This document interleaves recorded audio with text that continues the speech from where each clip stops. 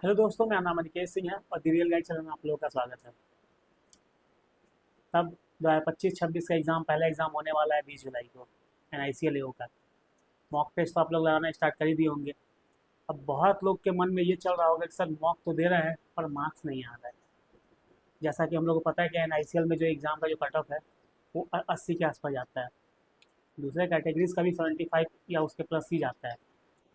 और सर मेरे मॉक में तो मार्क्स ही नहीं आ रहे, 60 आ रहे, 65 आ रहे। तो देखिए, सबसे पहला बात ये है कि आप जो मॉक दे रहे हैं उसका जो लेवल है वो एग्ज़ाम के आसपास नहीं है। वो एग्ज़ाम से टफ है तभी आपका मार्क्स इतना कम आ रहा है।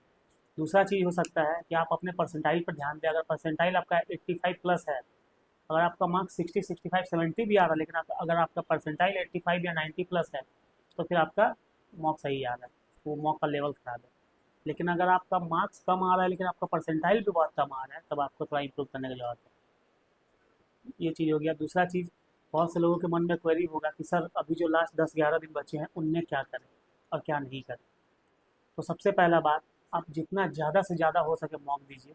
ठीक है, पर डे 2-3 कीजिए। अब इतना भी मत दे दीजिए कि थक गए, एनालिसिस ना कर पाएँ।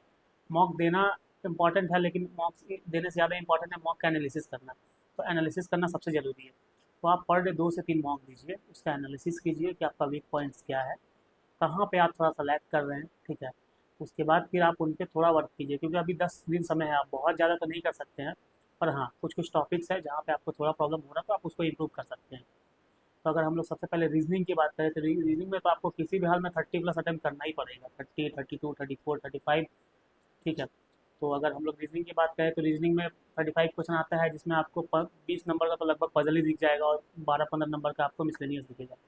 तो ये जो 12-15 नंबर का जो मिसलेनियस होता है ना, उसको आपको मुश्किल से हमको मुझे लगता है कि 7 से, हाँ, 6-7 मिनट में आपको कंप्लीट कर लेना होगा। उसके बाद जो 12 मिनट बचे उसमें आपको 3 या 4 जो पजल रहेगा, जो 20 नंबर का रहेगा, उसको कंप्लीट करना है। तो आपका स्पीड बहुत ही ज़्यादा होना चाहिए। अच्छा, ठीक है। दूसरा चीज़, अगर हम लोग क्वांट की बात करें तो क्वांट में आपका मिसलेनियस और DI मिला के लगभग 20 क्वेश्चन होंगे।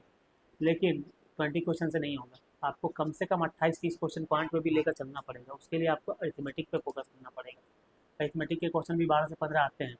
ठीक है, तो कुछ कुछ सेलेक्टेड टॉपिक्स हैं जिसमें मैक्सिमम चांसेस है कि उससे क्वेश्चन आते ही हैं। जैसे मैं आपको बता देता हूँ, एक पार्टनरशिप हो गया, एक प्रोबेबिलिटी हो गया, ठीक है, एक मेंसुरेशन हो गया, ठीक है, उसके बाद टाइम एंड वर्क हो गया, टाइम स्पीड डिस्टेंस हो गया, ठीक है, पार्टनरशिप से भी क्वेश्चन आता है, बोट एंड स्ट्रीम से।